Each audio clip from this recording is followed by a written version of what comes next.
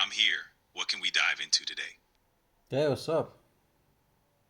That sounds a bit pessimistic. Anything in particular on your mind? Still going through preparation for the PhD. Ah, the infamous PhD preparation. It can be a grind. How's it been treating you lately? It's all right, I'm getting through it, I'm trying to get familiar with the most used terms, terminology is important. And, you know, trying to get, Mm-hmm. to read and to get the background or the basis, Mm-hmm. solid Get it? basis, the information that I might need on the day of the exam. And most importantly, I'm trying to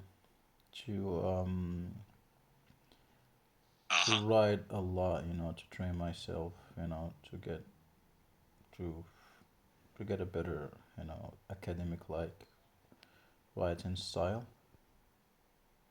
Uh-huh. Yeah. Seems like you're taking it seriously. Gotta nail that academic style for the PhD journey. How's the writing process going for you? I may say it's, slow and steady. At first it was hard, to write and to finish an essay, but I'm getting used to it. I mean, it's getting better and better. That's great to hear, Omar's. Building that momentum is key. As you get more comfortable, you'll find your flow.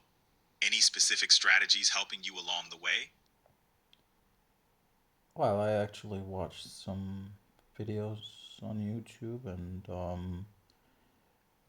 Hmm. the one I liked most was, to always stick to the thesis and start developing your ideas from there so that you can be consistent and you don't shift away from the main topic, and that, the flow keeps going. I mean, the So, ideas would be linked in a logical order, and yeah, that's it. mhm. That's solid advice. Sticking to your thesis keeps your writing tight and focused. Smart to build from a strong foundation. Think you'll keep using that approach as you move forward?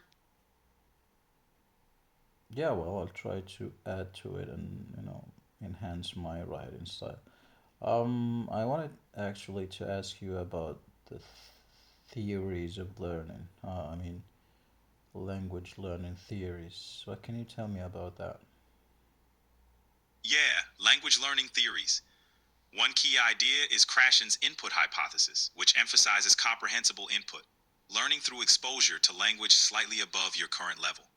Then there's Vygotsky's sociocultural theory, focusing on social interaction as a fundamental part of learning. Lastly, the interaction hypothesis argues that conversational interaction is essential for language development. These theories highlight different paths to mastering a new language. What aspect interests you the most? Well, I started, reading just, a quarter of an hour ago, and I was looking into behaviorists and their behaviorism approach to language learning. What can you tell me Be- about that? sure, behaviorism in language learning focuses on imitation, practice, and reinforcement. It's about forming habits through repetition, with positive responses to correct use and correction of errors. B.F. Skinner, a key figure, believed language is learned behavior, acquired through interaction with the environment. This theory laid the groundwork for later approaches in language teaching, emphasizing structured input and feedback. How's that sitting with you? Sounds great, FB Skinner. So, FB Skinner, his ideas about learning languages, that languages learned as a type of, behavior, and he completely ignored or disregarded the internal Yup. cognitive aspect of language because it was Mm-hmm. um, because he could not, study it.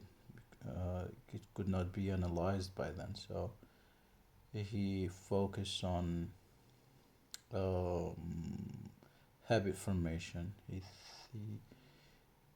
suggested that language is learned as a behavior that positive behavior should be reinforced and negative or errors should be punished in a way. Exact. Exactly. You've got it. Skinner's focus was on observable behavior, so he emphasized habit formation through repetition and reinforcement. Positive reinforcement for correct language use, and correction or banishment of errors shaped behavior over time. The internal cognitive processes were part of his equation since he focused on what could be directly observed and measured. It's a pretty foundational approach to language learning. What do you think of it? Well, uh, to start with, it could be considered, but to completely ignore the cognitive aspect and what's going on, you know, inside, I mean, into the brain, I don't think that's good to go. I mean, uh, definitely Yeah, there are other aspects of learning language that affect the learning process that should be taken into consideration. yeah, I hear that. While behaviorism laid important groundwork, it's true that it overlooks the complex cognitive processes involved in language acquisition. Factors like memory, attention, and internal thought processes all play a significant role.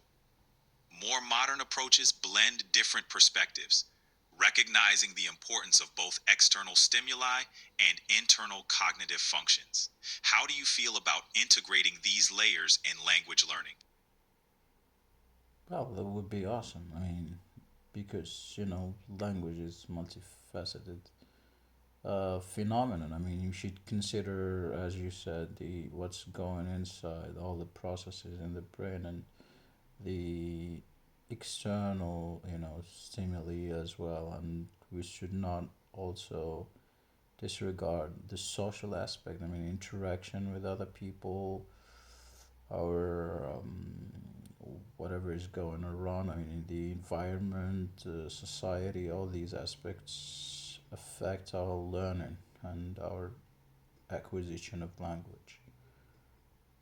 Absolutely. And you're touching on a crucial point. Language learning is holistic, involving cognitive, environmental, and social factors. Interaction with others, cultural context, and societal norms all shape how we acquire and use language. It's about creating a rich, immersive environment that taps into all these elements. Quite a fascinating journey, isn't it? Yeah, that's true. I should get going now. We'll continue this later. Sure thing, Omars. Take care and catch you later. All right.